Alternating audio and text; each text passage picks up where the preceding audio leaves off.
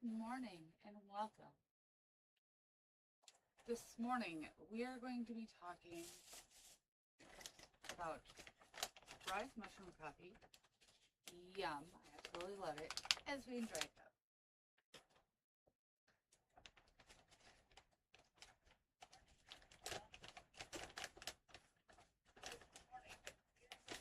Ooh, excuse me.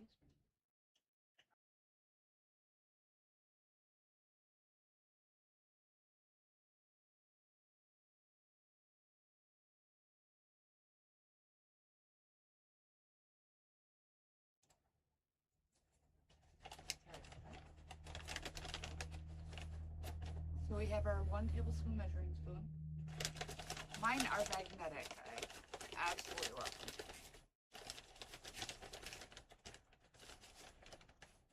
So, Ryze.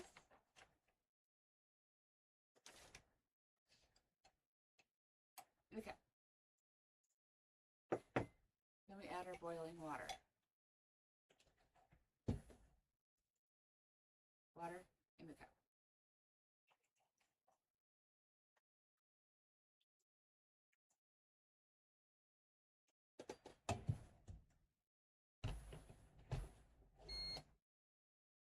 And we mix it up. Welcome in, welcome in.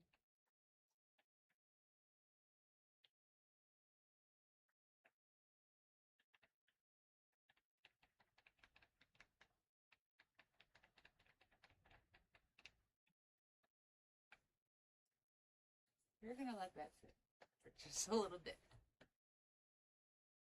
Good morning. How are you doing today? Type it in the comments below. Today we are going to be talking about God's medicine, also known as nature's medicine, and the amazing benefits that just a few of them that I have selected for today do for our bodies.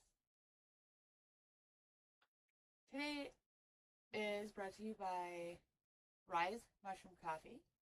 If you would like to try Ryze for the first time, go to ryzesuperfood.com, and after you pick your order, at the very end where you can put the coupon in, type in Mrz-Wild-Wolf,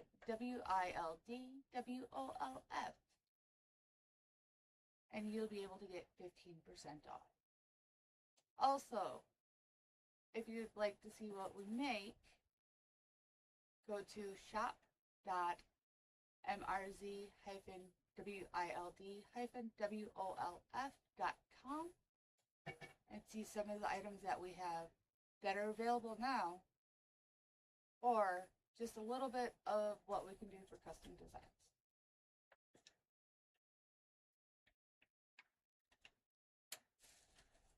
Loki, lay down, please. Nope, lay down, please. Loki. Cut. A key.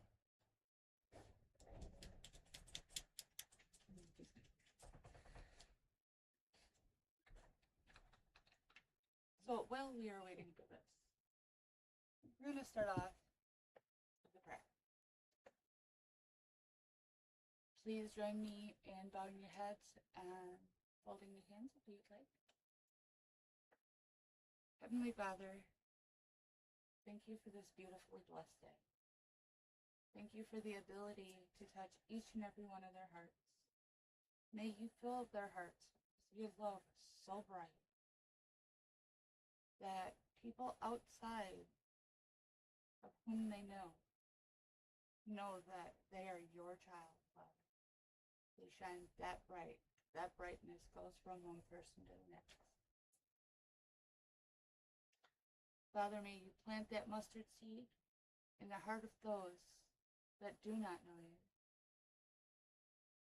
In the love of Jesus, that he gave all of us life. He gave his life for our eternal life. Father, I ask that our words be true and fluid. I ask that you fill my heart with your love and pour the blood of Jesus over each and every one of us. In Jesus' holy name I pray. Amen.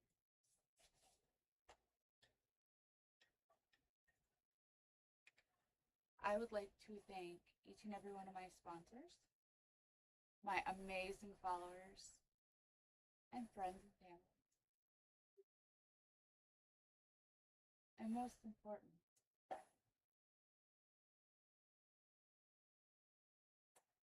my husband, my kids, God and Jesus above. Cheers.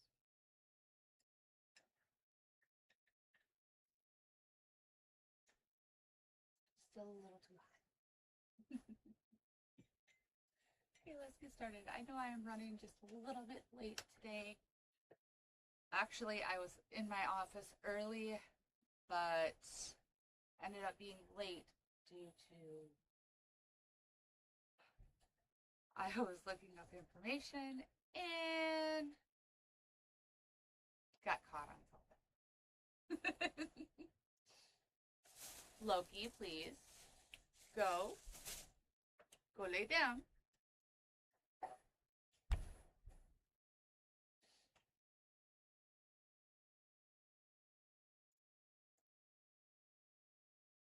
All right, let's get started. Today we are going to be talking about several different beautiful plants that help us every day.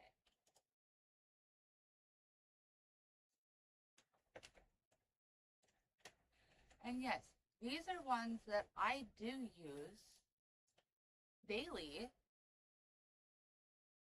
whether it's in my tea or it's in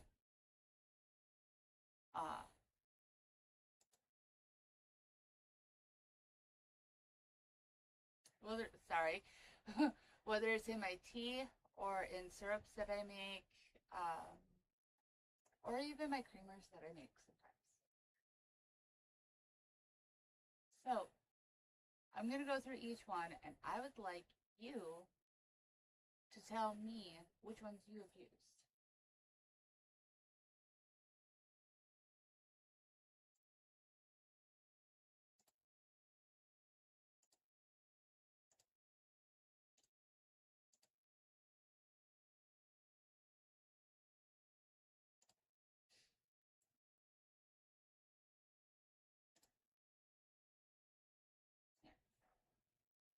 I had to make sure that it was on the right one before I switched it over.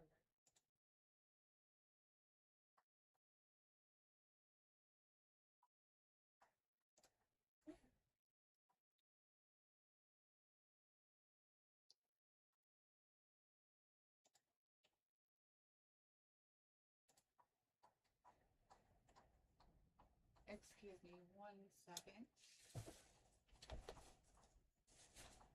Okay. Okay. Go back to the cookie. Cookie.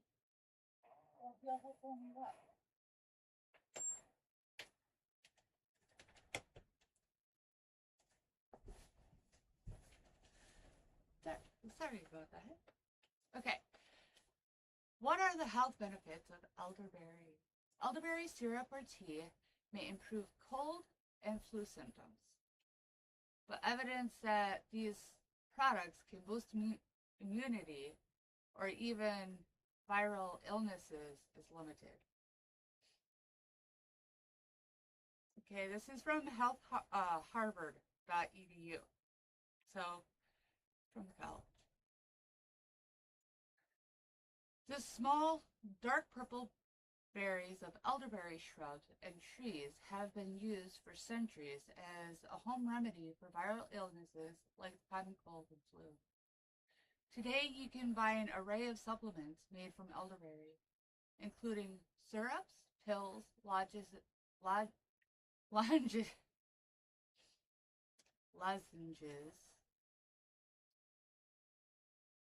gummies, teas, and tinctures.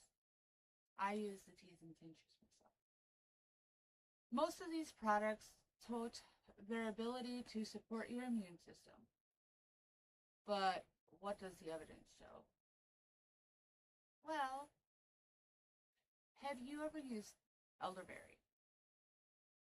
And if so, what was your experience with it? what most people don't know or realize is, as with any medication, elderberries take time to help your body heal.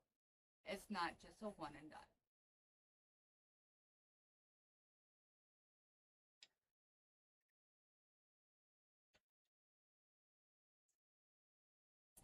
Elderberry syrup or tea may help reduce the duration and severity of cold and flu symptoms, says Dr.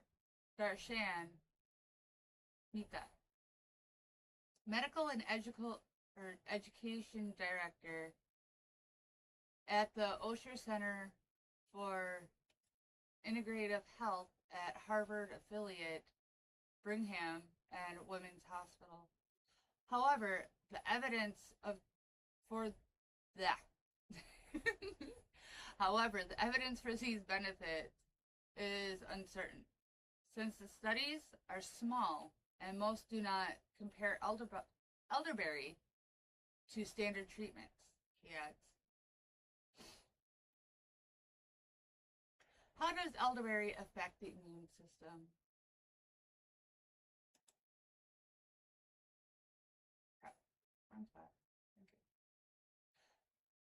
Elderberries contain compounds called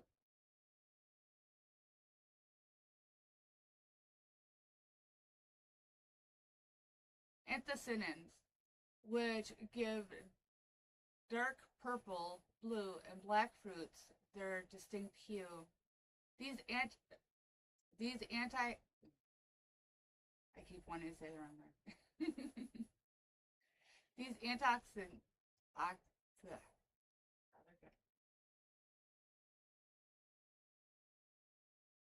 These antioxidants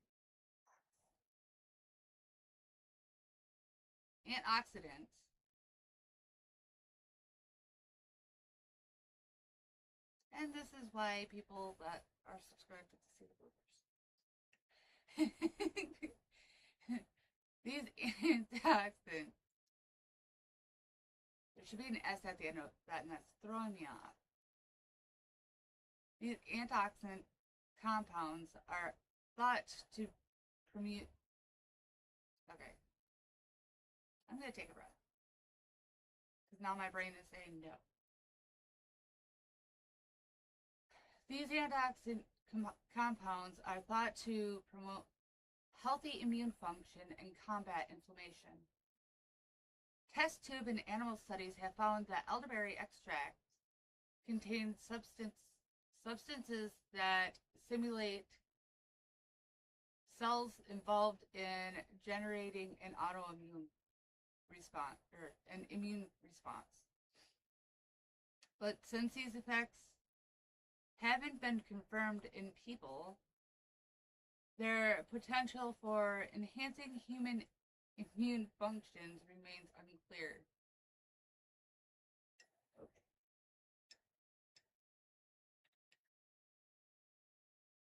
So, they've been used for many generations. They've been proven through many generations and many people on their benefits. But yet, according to this, the effects are unclear. Okay? Take 100 people that have the flu. Give half of them pharmaceuticals, and the other half God's medicine. Let's see who heals faster. And yes, we've actually done it in our home. A few months ago, my husband, my son, and I ended up with the flu. And while we had the flu, they were taking pharmaceutical. I was taking all natural. I made my homemade cough drops, which is ginger, turmeric, honey, and powdered sugar. The powdered sugar is just for a coating on the outside to help it be less sticky. And they took Hall's cough suppressants. I drank my teas. They drank water, soda, liquid IV, and NyQuil and DayQuil.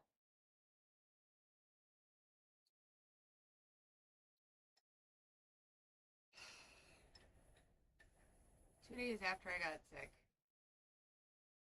I was making them feel better.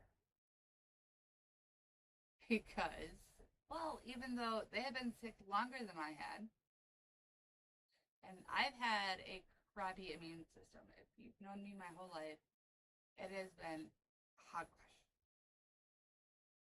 And as a matter of fact, a couple of my family members can tell you how scary it was being with me as a baby. I love you, Dee.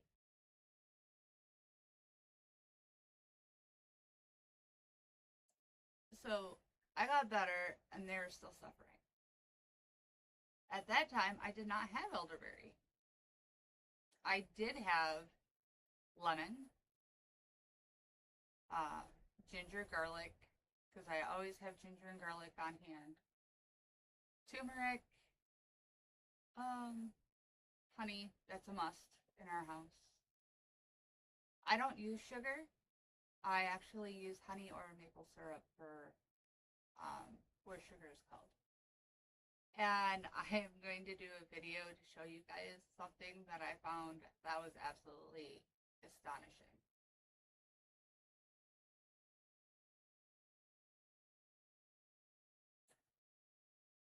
So with what I have as steeples in my home, I am able to help my family. I know that's because of God giving me the wisdom and the knowledge to know how to use it. Excuse me.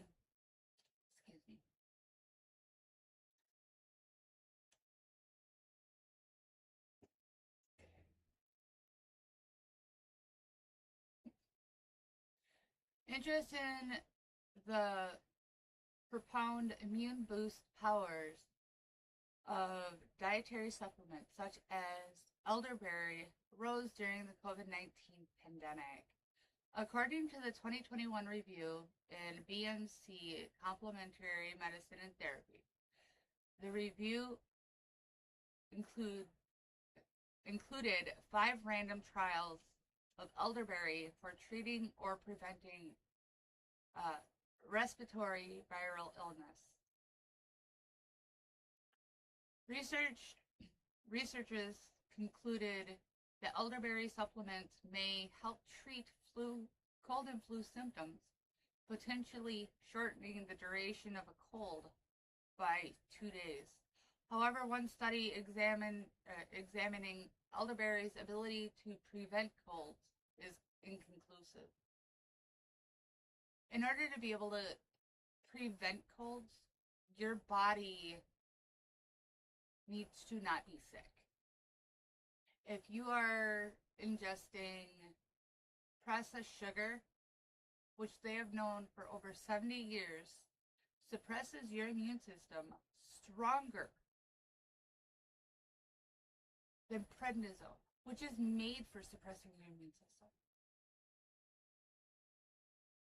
How is your immune system going to be able to work properly if you're blocking it? Not knowing.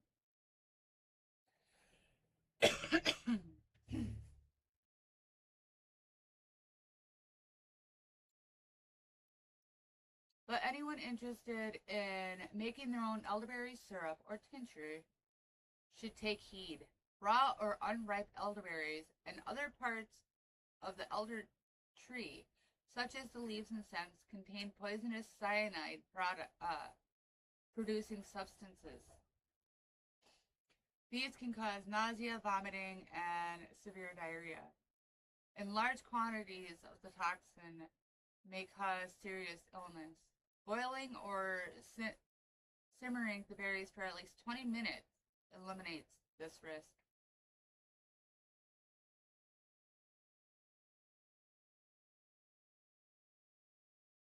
So I am going to look up something else with that because I know people that just eat elderberry. I have elderberry. Granted, my elderberry is dehydrated.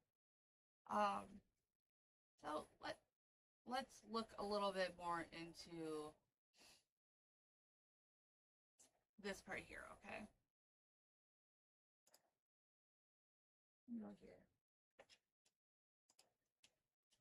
Can you eat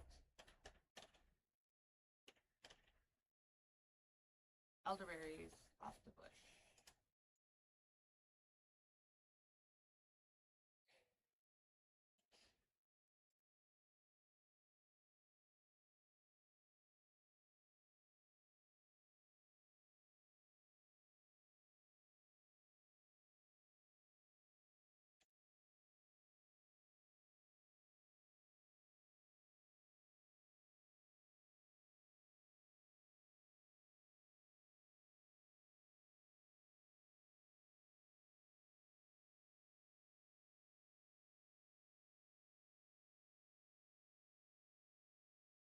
Okay. So no, you do need to cook them.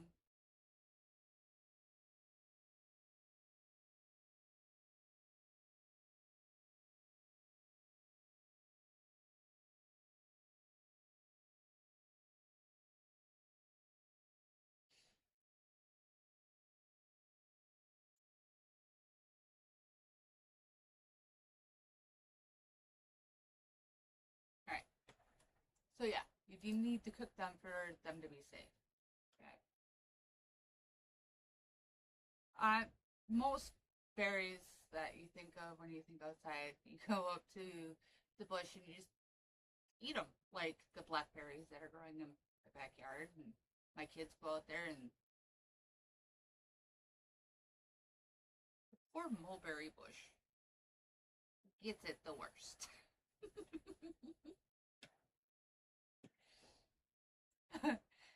Take home advice about elderberry supplements.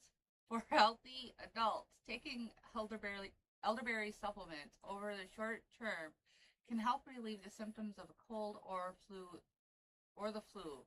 Is uh, probably safe, says Dr. Mita.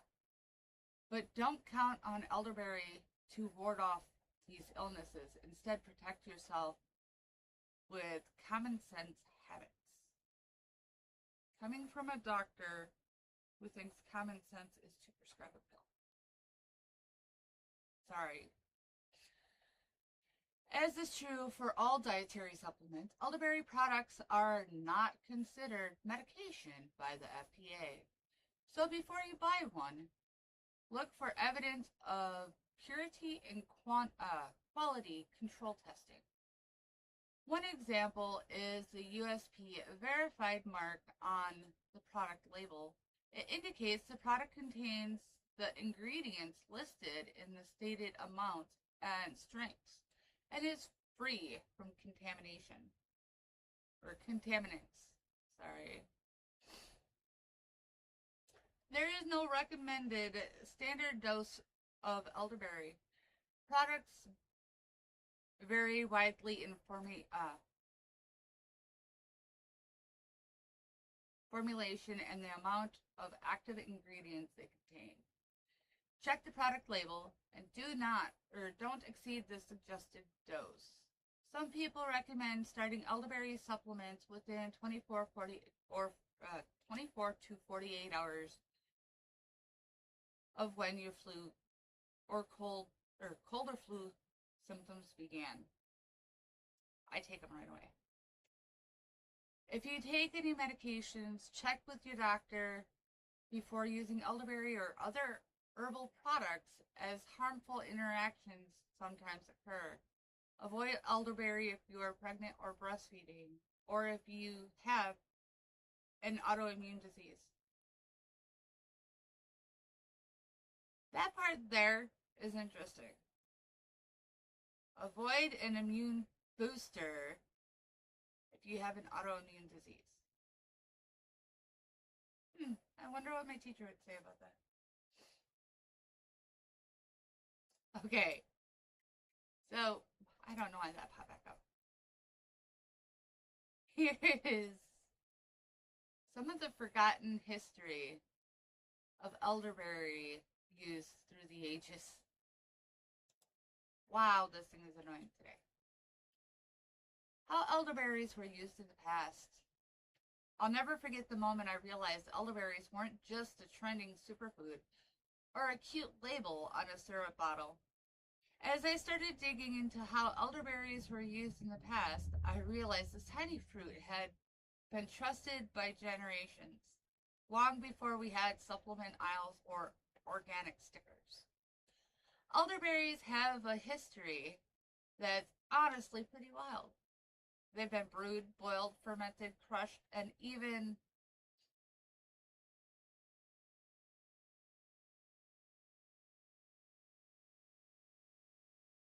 okay, or even respected spiritually in cultures around the world. They weren't just used for colds or flu. People relied on them as part of their entire approach to wellness, community, and survival.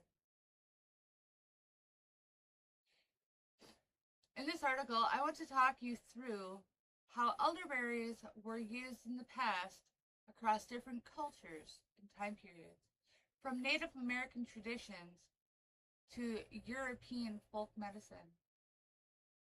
This little berry has seen it all, and the more I learned, the more I understood why elderberries are such a powerful plant to this day.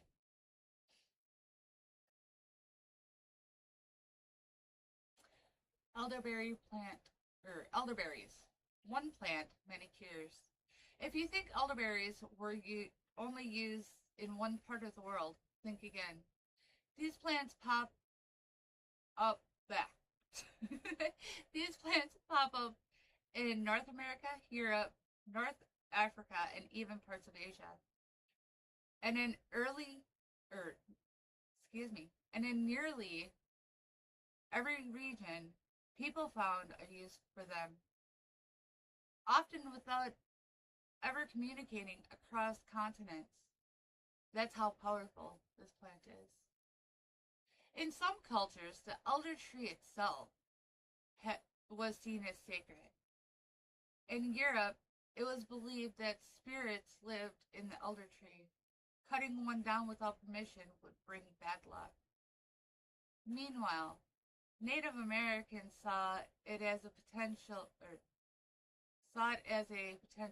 and medicinal plant used to treat a variety of ailments and even crafting tools.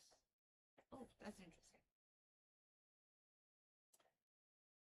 Whether people were treating fevers, cleansing wounds, making wine, or just trying to stay well during harsh winters, elderberry use spanned generations. And every time I learned about another traditional remedy or folk use, I realized how deep the respect for this plant really ran. If you're still learning about elderberries, or if you're still learning what elderberries are and how to recognize them, you'll definitely want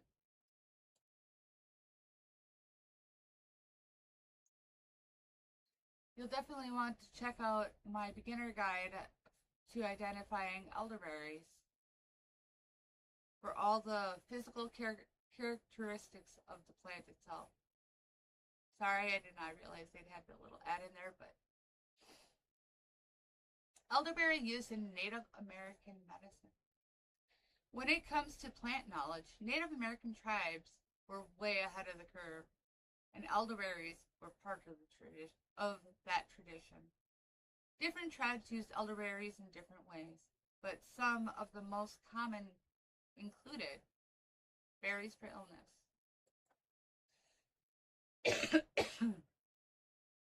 And guess who's going to be using elderberry tincture today?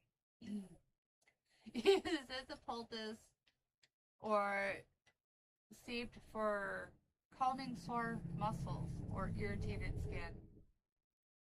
Stems for tools, The hollow elderberry stems were sometimes turned into pipes, blowguns, and flutes.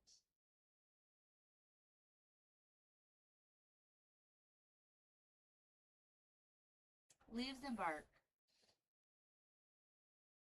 Used externally, never ingested, in small amounts for things like brushes and swelling.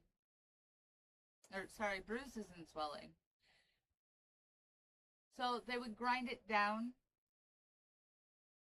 and add a little bit of a moisture to it in order to make like a paste that they would put on the swelling or bruise topically. What stands out to me the most, is how this knowledge has passed down through oral tradition. These weren't just home remedies, they were trusted practices, shared across generations without books or websites, and used because they worked. And that's something modern medicine is fully starting to circle back to, trusting the experience of those who came before us. Elderberries. How elderberries were used in early European folk medicine. In Europe, the elderberry was basically seen as a natural pharmacy. People didn't just use it casually. It was a go-to remedy passed from grandmothers to mothers to daughters, and many wise men too. One of the coolest things I learned is that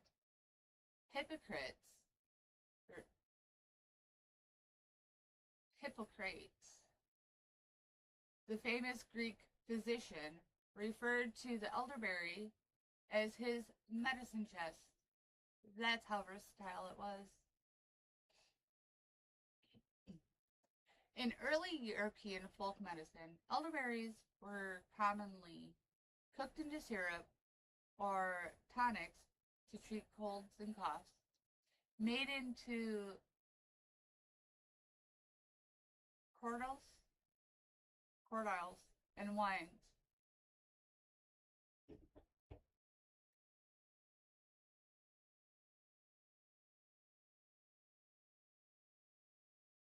Believed to protect against illness.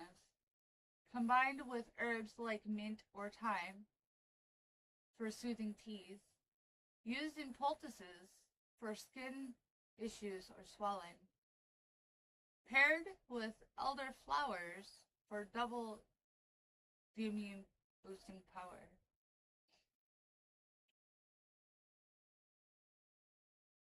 It was common to keep a bottle of elderberry, cordial, or wine in the house, not for fun, but for daily wellness and seasonal prevention. People respected it because it worked, plain and simple. In fact, many of the same uses people swear by today, especially when it comes to immune support, can be tracked right back to these early folk traditions. I talk more about how these traditions or traditional uses connect to what we know, connect to what we now know in my full article, or are still so popular today. Elderberry in the Middle Ages and Renaissance. Have you guys ever been to a Renaissance fair? I would really love to go. I want to take my family to one. That is like the era that my heart sees. By the time Europe reached the Middle Ages, elderberry wasn't just part of medicine. It was woven into everyday life and superstition.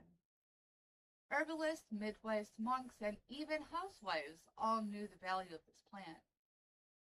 During this time, elderberries were fermented into wine and used as both a drink and remedy, cooked into thick syrups for treating fevers, chest congestion, and even phlegm symptoms. infused in oils and applied to joint pain or wounds. Included in remedies for melancholy or imbalanced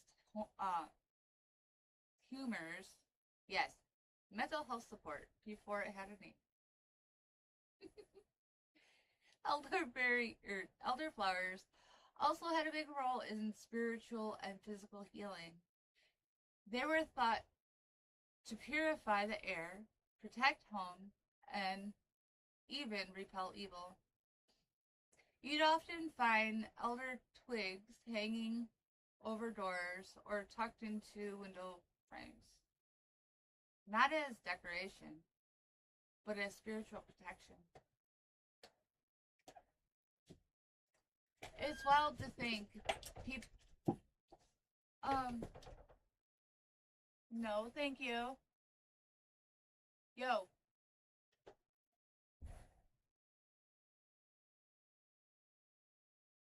Will you please take him back out there? And re-shut the door? Monkey. Go. You go. Come on, baby. Let's go. Go. Shut the door, please. Yep. Thank you. Sorry about that.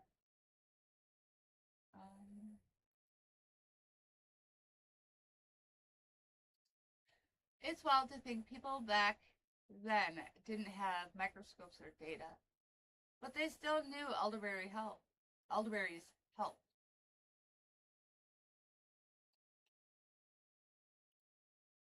Their instinct to keep it close turned out it was right all along.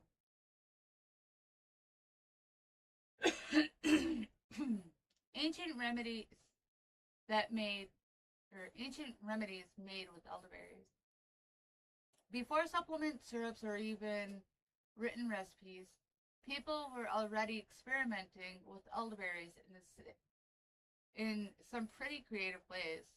Through trial and error, ancient communities figured out how to make the most of the plant without knowing the science behind it. Here are some traditional elderberry remedies that were used long before clinical studies existed. Boiled elderberries with honey, one of the earliest known forms of immune support, and still one of my favorites. Elderflower salves, used for rashes, minor burns, and soothing irritated skin.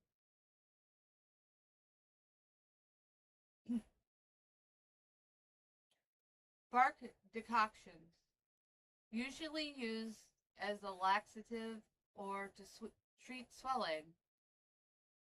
Though this is risky and is not recommended today. Fermented elderberry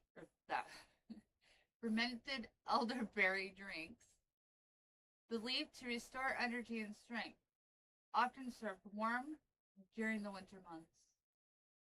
Elderberry infused vinegar, used for sore throats and as a topical wash.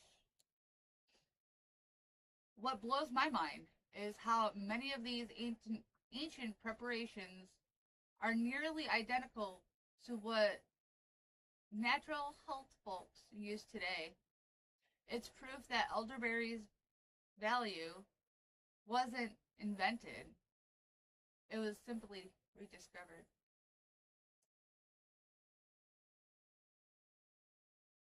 Why elderberry was so widely trusted in the past. I've always believed that if people across time and cultures use the same plant for generations, there's probably something to it. That's exactly what happened with elderberry. So why was it so widely trusted? It was accessible. Elderberry bushes were easy to grow or forage, especially in temperate regions. You didn't need money or a doctor. just the knowledge of when to harvest and how to prepare it. It had real results. People saw the difference when they used elderberries. Fewer sick days, faster recoveries, and support during cold seasons. It was multi-purpose. You could use the berries, the flowers, the leaves externally, and even the stems for tools. That kind of versatility was rare. It became part of of tradition. Once something worked well and safely for a community, it became part of that community's knowledge. Elderberry wasn't just trusted, it was respected. It is a, this is a big reason why I'm so passionate about elderberry today. The history isn't just interesting, it's a reminder that wellness doesn't always have to come from a lab. Sometimes it grows on a shrub behind Sometimes it grows on a shrub behind the barn. Elderberry folklore and legends.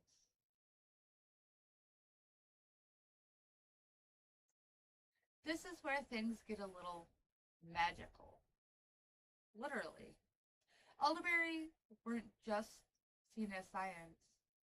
They were often viewed as spiritually spiritually powerful. In old Egyptian folklore, the elder tree was believed to be inhabited by the elder mother, a protected spirit. You weren't supposed to cut or burn elder wood without asking permission first, or misfortune might follow. Some even believed that elder trees would ward off witches, disease, or lightning strikes.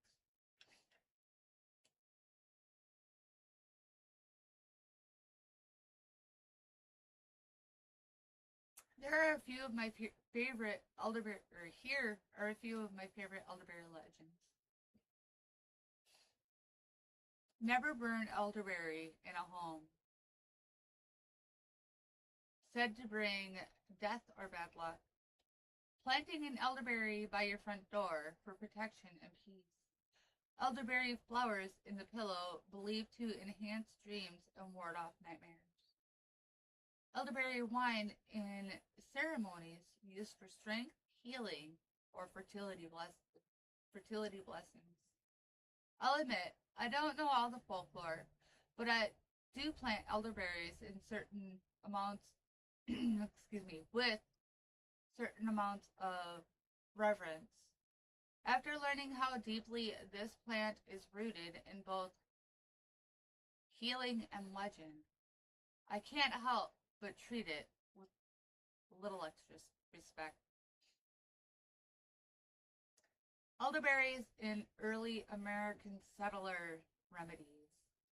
When European settlers made their way to North America, they brought their elderberry knowledge with them, but they also learned from the Native Americans already here.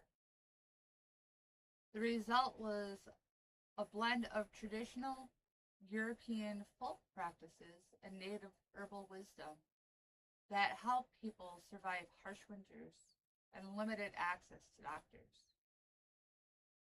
In early America, elderberries were both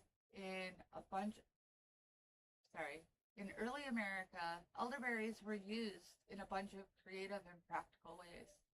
Syrups made from wild harvested berries were given to children during cold season. Elderberry wine was brewed not just for enjoyment, but for medicine, taken by the tablespoon, not the glass. Tinctures and teas were common in settler kitchens, especially in rural areas far from towns.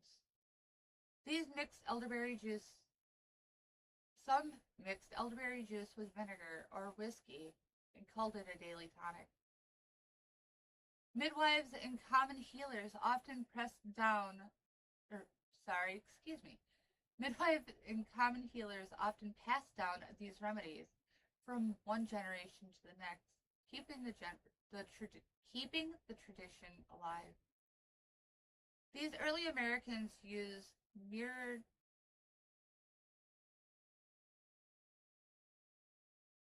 These early American uses mirrored much of what I cover in my guide to why elderberries became so widely talked about again,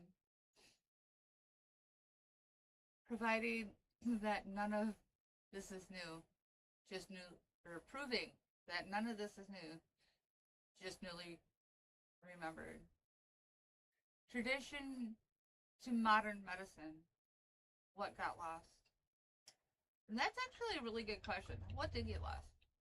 It used to be we would heal our bodies with what we ate, or drank, or even used topically. I myself, when I have an issue with my knee, I will take turmeric, cayenne, and honey, and I will make a poultice and put it on my knee topically with a gauze pad, and then use an ace wrap to wrap it up. Within about 3 hours, I can walk normally again and not have issues with inflammation. Tradition to modern medicine, what got lost? As industrial medicine took over in the 19th and 20th century, many traditional herbal practices, elderberry included, got labeled as bulk remedies. Pharmacies began popping up, mass produced pills replacing homemade syrups, and elderberries took a backseat to lab created solutions, which has so many side effects. Unfortunately, the shift came with a cost. We didn't just stop using plants like elderberry. We started forgetting how to grow them, identify them, and pass down the knowledge. Even though elderberry had been trusted for centuries, it was suddenly unproven because it hadn't been studied in a lab.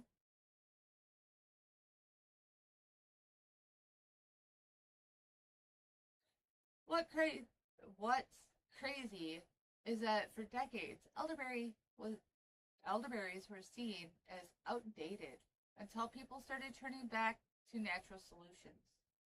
That's when elderberry slowly started making its comeback. I wonder when that was. I can't tell you how many people I've talked to who say things like, my grandma used to make elderberry syrup, but I never paid attention. The good news is that knowledge is coming back and fast. Thank you, Lord. Scientific rediscovery of elderberry benefits. Now that natural remedies are getting a second look, science is finally catching up to what people already knew. Elderberries work. Modern studies have confirmed that elderberries shorten the duration of cold and flu symptoms, contain powerful antioxidants, including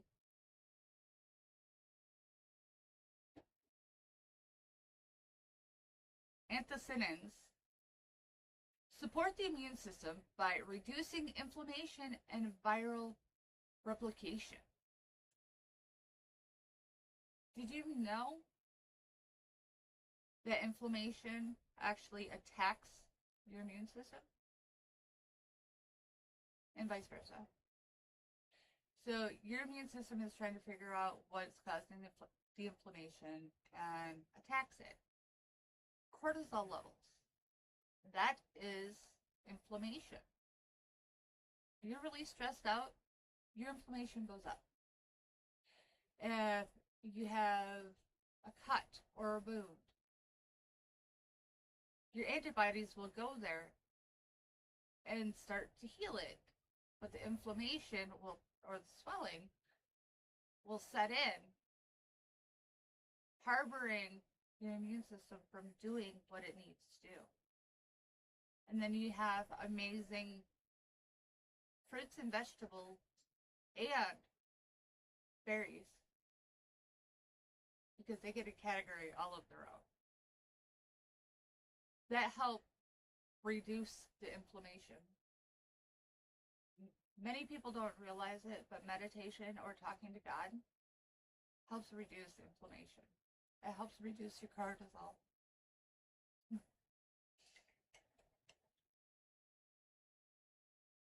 Okay. And one of the excuse me, one of the most cited studies shows that people taking elderberry syrup during the flu recovered 4 days faster on average than those who didn't. Another found that elderberry extract reduced cold symptoms in air travelers. And none of this surprises me anymore. After using elderberry in my own life, seeing the differences firsthand, and then watching research back it up, I'm convinced that modern science is just validating traditional wisdom.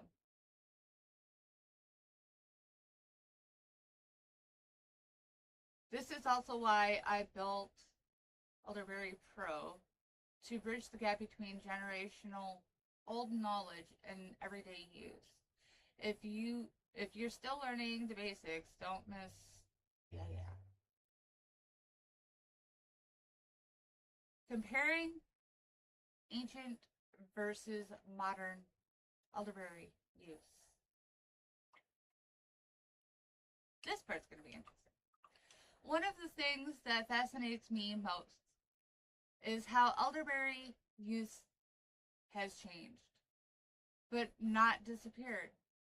We're still using the same plant, but the form and delivery look totally different now than they did a few hundred years ago.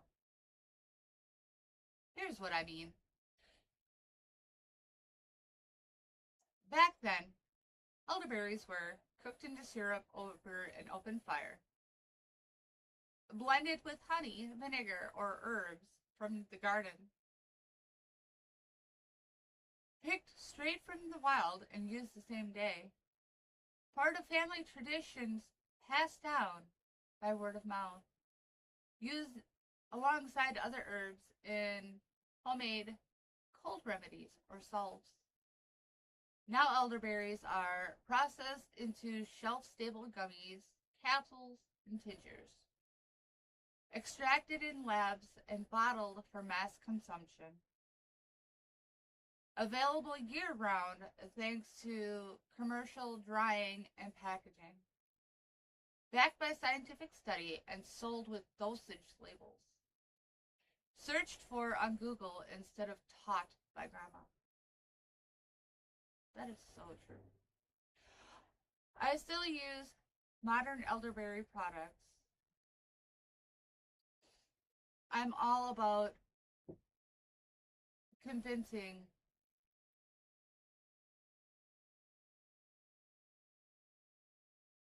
I'm all about convenience when it makes sense.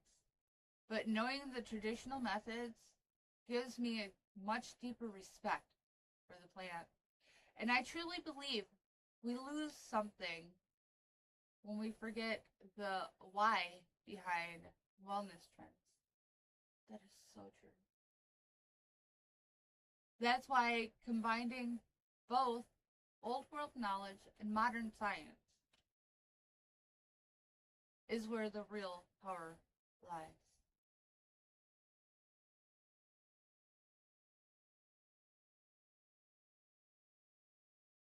What can we still learn from elderberries' past? Learning how elderberries were used in the past changed everything for me. Before, I just thought of it as a helpful syrup I grabbed off the shelf when the flu season hit. But once I started to see it as part of a much bigger story, one that spans centuries, cultures, and families, I started treating elderberry with more purpose.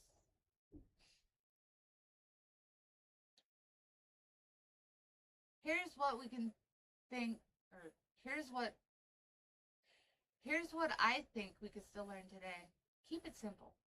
Elderberries don't need to be overhyped or overprocessed to be helpful. Simple syrups, teas, or even dried berries are still incredibly effective.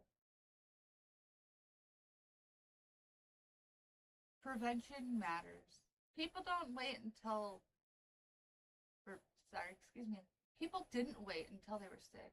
They used elderberries as a daily tonic to help stay strong throughout the year. That mindset is powerful. Pass the knowledge down. Whether you're teaching your kids how to make elderberry syrup or sharing info with a friend, like all of you. Keeping this wisdom alive matters. Trust nature, but stay smart. Our ancestors respected elderberry, but they also knew how to use it carefully. We should do the same. That is so true. So true. It is easy to get distracted by the It is easy to get distracted by the flashy supplements or trendy health hacks. But when you learn how elderberries were used traditionally and see how much of it still holds up, it reminds you that sometimes the best answers have been right in front of us all along.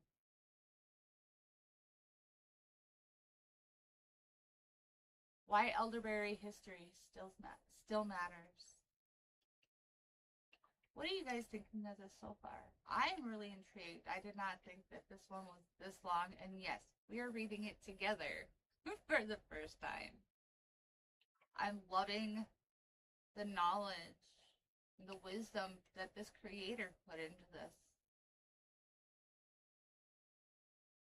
How many years of their life they dedicated in making something like this. That is astonishing.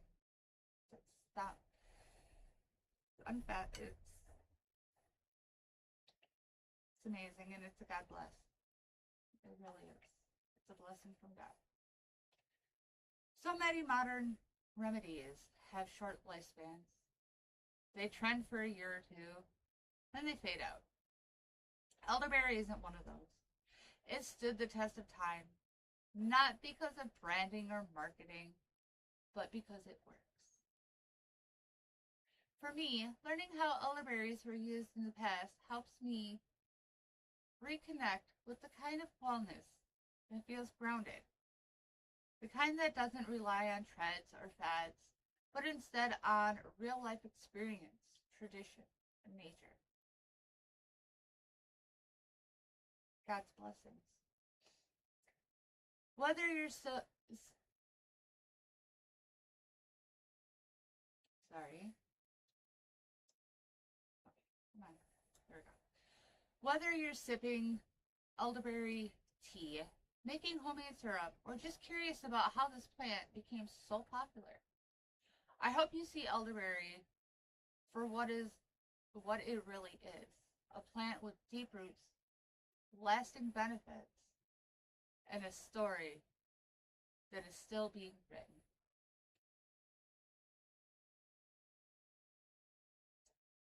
So I want to say thank you to the creator of this, Elderberry Pro, and I will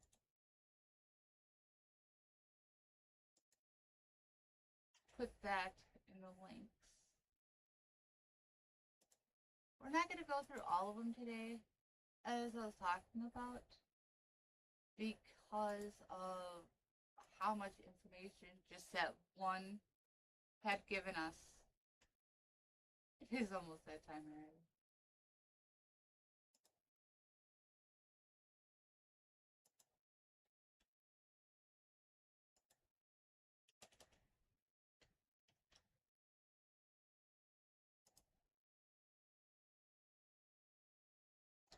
And the link is in the description. So what did you guys think about that information? What intrigued you about it? What did you like? What didn't you like?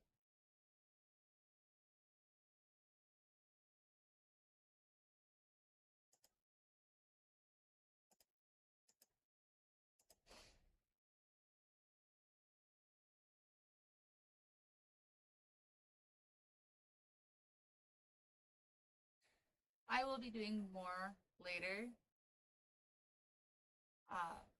Not right now. But on Tuesday, I will be continuing Hanukkah, as I had talked about previously. So I will have more information about that for each and every one of you.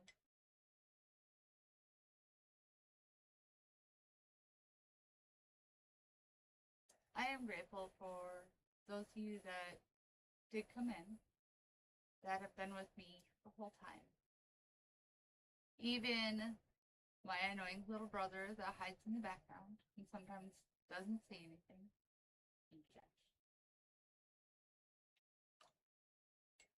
And I have noticed something else too. It's kind of weird. When I go live on my mobile,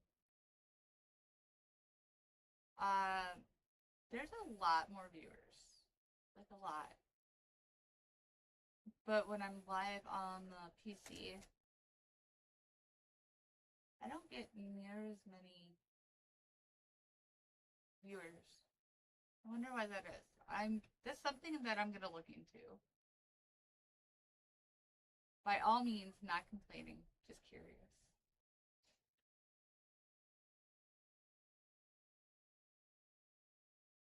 Yeah, I was going to talk about elderberry, about honey, garlic, dandelions, just to name a few. So, I honestly think I might do a series on it. What do you guys think? Let me know. Because there is so many medical benefits to each and every plant that the Lord gave us. Don't get me wrong, there are some that are poisonous and should not be touched at all. And cause severe reactions. So knowing what those plants are so you can avoid them, and knowing what plants are good for you and what each and every one of them does, I think that would be a benefit, don't you? It's just something that's tugging on my heart. Yes, my Ryze is cold. Hence the black cup.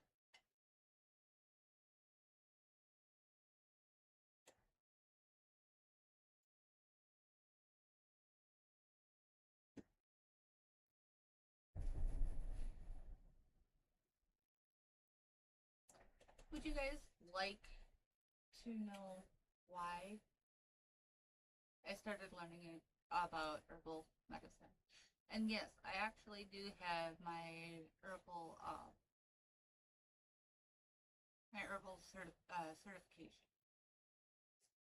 I started doing a morning shot, which yes, I need to start doing it again because I used to do it like clockwork, and then a few things changed in my life, and I stopped doing it. I really should be doing it. I know, shame on me. I could just see my grandma's finger. You know better. Why did you stop doing what was good for you? I miss her so much. Both my grandmas. So, one of the reasons why I started looking into herbal medication was the first time I had a brain tumor. That was removed. And they put me on a medication, oxycodone, that made me so sick I couldn't hold anything down. I'd go back to the hospital They put me on an uber anti-nausea medication I could eat. They hydrate me overnight and then set me out again on the same medication. And I was so sick that I didn't see the pattern. And I literally scared my poor babies.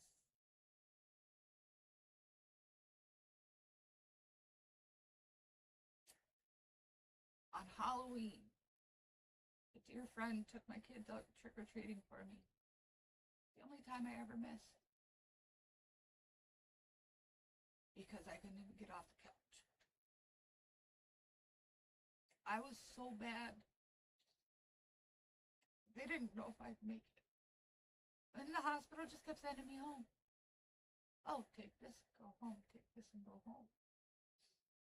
I'd go to a different hospital and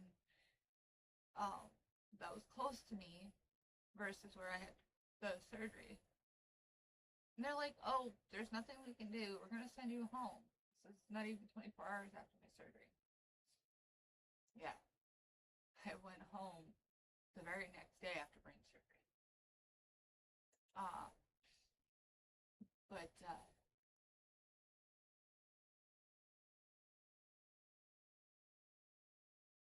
I went there. There's nothing we can do. Go home. Basically telling my family to prepare. My mom. Back in 2009 when she had cancer, I knew some of the benefits, not near what I know today, about cannabis. Those of you that call it marijuana or weed, it's not a weed. It's not marijuana. It is cannabis. And doctors used it for many centuries. I think I might do a video on that one. But they used it for many centuries for healing. Well, back in 2009, I knew that smoking cannabis gave you the munchies. And my mom had pancreatic cancer. She was on the FU5. For 2 hours I sat there. Mom, go smoke. Mom, go smoke. Mom, go smoke. I know, annoying just for that little bit. Imagine 2 hours of that. And finally my mom's like, what the F ever? It'll make you shut up. Okay. She had not been able to eat in 3 months. And she was on death's door. She was brought home to die. And they're still trying with the chemo and everything, but she was not doing good at all. So she goes downstairs and she smokes. And I tell her, I go, Mom, take a baby hit. You do not just want to rip on it. And whatever, I know what I'm doing. I used to smoke. I go, Mom, this is not like the stuff you used to smoke. They have learned how to cultivate it. It's a lot stronger now. Whatever. So she grabs it and she does a big one. So she's sitting there coughing for a good 5 minutes. And I'm like, okay, I'm going to take her upstairs. I'm going to keep an eye on her. And she had not eaten in 3 months. And we're sitting in her living room. Well, actually, no. It was at the time it was the dining room. And she turns around and she goes, baby girl, can you make me the eggs that you make are so fluffy that I really like, please? I'm hungry. Yes, Mom. So I run into the kitchen real quick and I whip her up some eggs. That was only one egg. She had an 8. Her tummy was tiny. And I didn't want her to get sick. So I brought her back the egg. She devoured it. Like, it was gone. Like, Mom, did you even taste that? She goes, yeah, it was really good. Oh, I'm hungry. She goes, can you make me more? And I told her, I go, no, Mom. But here, how about this? And I went and I got her a little bit of cottage cheese because that was her favorite. And I gave her that and she ate that down. And she she's like, can I have some more? I'm still really hungry. I'm like, no, Mom, your stomach is so small right now. We're gonna leave it at that. She goes, but I'm hungry. I'm like, Mom, would you like some coffee? Yes, please. Yes, please.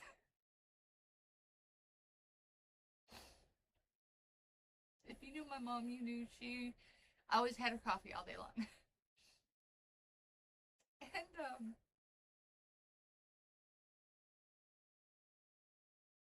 so I got her coffee, and we actually had a very good day. Who knew? When my mom was stoned, she was actually nice. I'm sorry, Lord, but it's true. So, fast forward to 2015, 6 years later. My mom is in complete remission of pancreatic cancer. Complete. There's none left. It's completely gone. And she's doing amazing. I'm sick. And I can't hold anything down. So she's talking to my husband on the phone. My dad had brought me back from the hospital. Not once, but 3 times. So Dad brings me back from the hospital, and I'm laying on the couch. I can't move. And they have me on 9 different medications, including a laxative, which causes internal bleeding for me, and a blood thinner. Make that make sense. Yeah. So, again, not holding anything down. My mom tells my husband, gosh dang it, Wolf. And she used his real name, the one that pisses him off. Make her smoke like she made me smoke. I'm like, no, Mom, I don't even have the strength to lift my head, much less anything.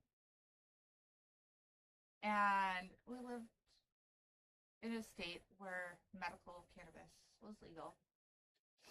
So my husband got it. And he helped me. I went from taking 9 medications, 9 pharmaceutical medications, to icy hot as needed, because I didn't know how to make it then. Tylenol as needed, because I didn't know how to make it then. And cannabis. That's it. That started me on the roll of learning a little bit about medical herbs in cannabis, and I started studying it.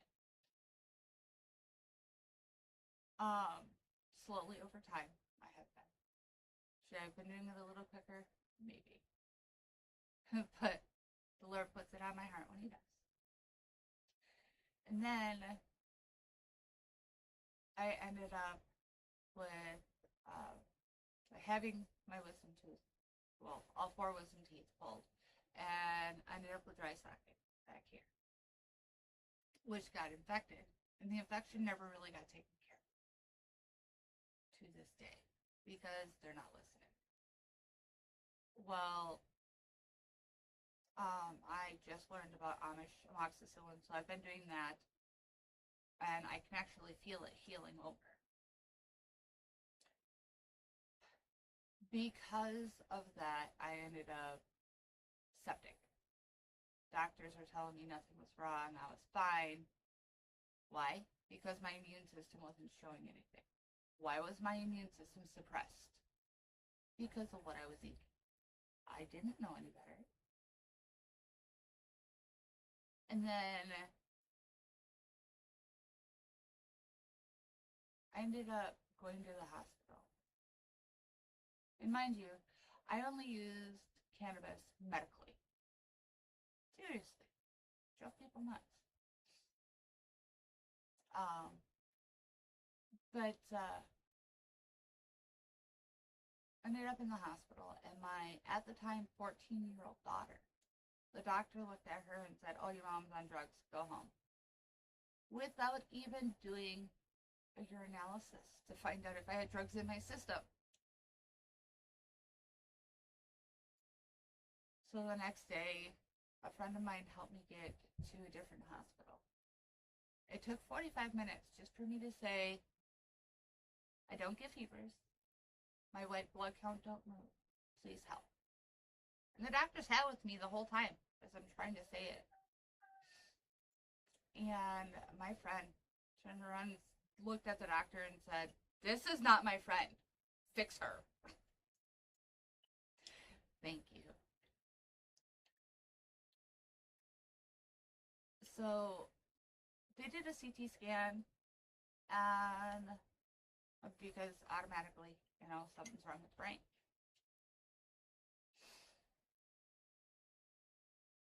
That doctor, Dr. B, his dad was an ENT, an ears, nose, and throat specialist.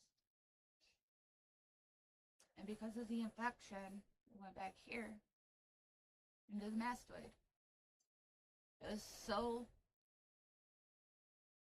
infected that it was corroding the bone.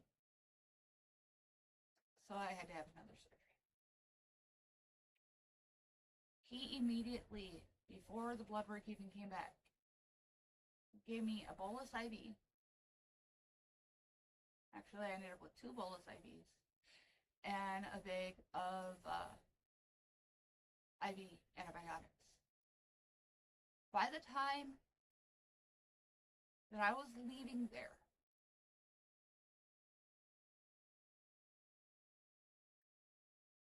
I was trying to run. I could not sit still. I was happy. I could move. I wasn't bogged down. I wasn't drained. My body still wasn't cooperating yet because it had been dealing with so much for so long that it needed to heal. But the Lord blessed me with a doctor that had some brains. So if you are ever really sick, and you're really sick, and no matter what your blood work comes back as, you know it in your gut. I know there's some that are hypochondriacs. Excuse me. I know there's some that are hypochondriacs, and they just say everything is wrong with them, even when there's nothing wrong with them. But because they're mimicking off of someone else. But those that are truly sick, and you know it, do not back down. Double down. Put your foot down. First thing I would recommend is Amish antibiotics, or Amish amoxicillin, which is literally just honey and garlic, which I have made on one of the lives, and I use it.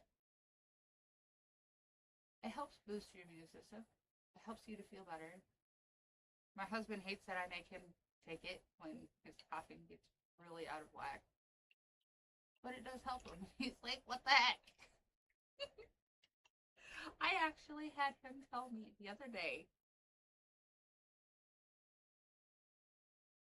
can you please do what you did again? Because I admit, it was working. It works. And that actually had to do with his beard. Because he's trying to grow his beard out, and is really wiry and doesn't have very much nutrition in it. So I made a coconut oil, rosemary tincture mix that I used on his beard. I did it the first day and it started softening it up just a little bit. But it takes time for the nutrients to go in there, and he realized it, and well, he started asking me to do it. So I feel very blessed about that because he's starting to listen. It's taken a lot, and he looks at me like I'm crazy, which is fine. But I know God will prevail, and I'm also going to be teaching on school, SKOOL, all that I learn about